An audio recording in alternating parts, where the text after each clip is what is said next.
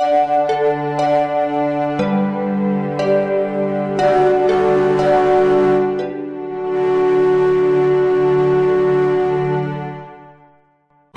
mon ami, je suis Annie Cho, ta conseillère en épanouissement et je suis très heureuse de te retrouver dans cet épisode 9 de notre série 40 jours pour vivre une vie épanouie en 2021.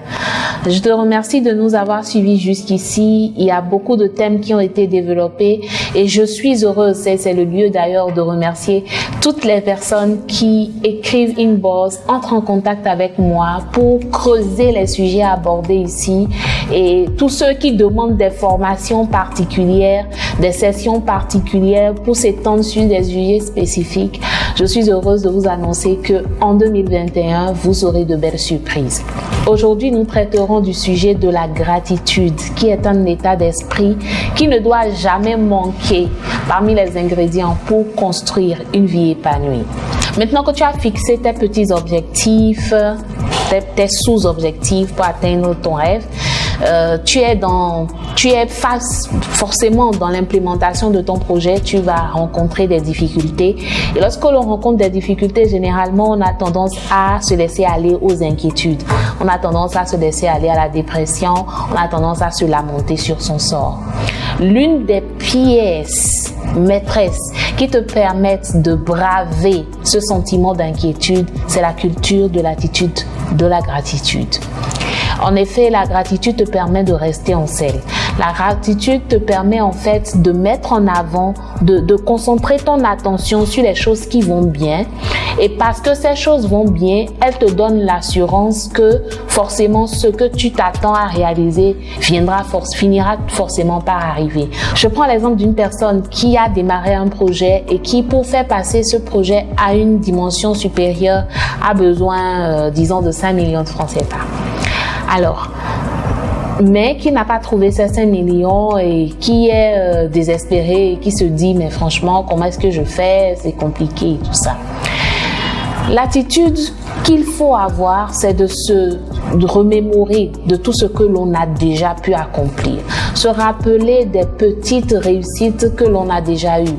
Par exemple, cette personne pourrait commencer à se rappeler qu'il a fallu qu'il trouve peut-être 1 million pour commencer ce projet avant d'avoir l'ambition de vouloir le porter à un projet plus grand.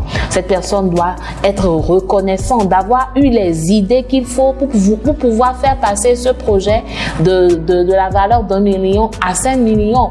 Cette personne pourrait également se rappeler de ce qu'elle est en vie, elle est en pleine santé et en pleine possession de ses moyens pour pouvoir porter le projet dans la dimension supérieure effectivement, d'avoir eu les idées, d'avoir peut-être l'équipe qu'il faut, d'avoir dans sa vie et autour d'elle des personnes qui l'aident à aller de l'avant et qui la propulsent même, enfin d'avoir même l'idée d'un investisseur, d'avoir l'information qu'il y a un investisseur quelque part et d'avoir soumis le projet. C'est des raisons. C'est déjà plusieurs raisons de célébrer. Lorsque vous entrez dans cette attitude de gratitude, ce que cela vous permet, c'est de focaliser votre attention sur les solutions. C'est de focaliser votre énergie, votre vous intérieur sur les belles choses qu'il y a déjà.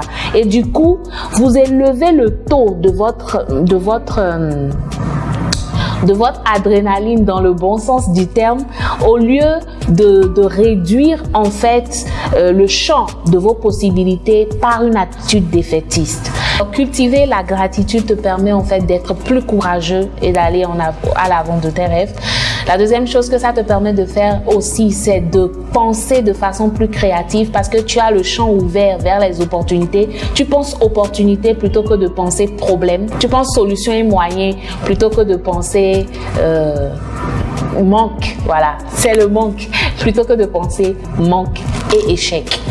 Et la troisième chose, évidemment, c'est que cela te permet en fait de garder confiance en toi, de garder confiance en la vie. Et on a toujours besoin d'une bonne dose de confiance en la vie pour continuer le combat vers cette destination-là, qu'est l'épanouissement.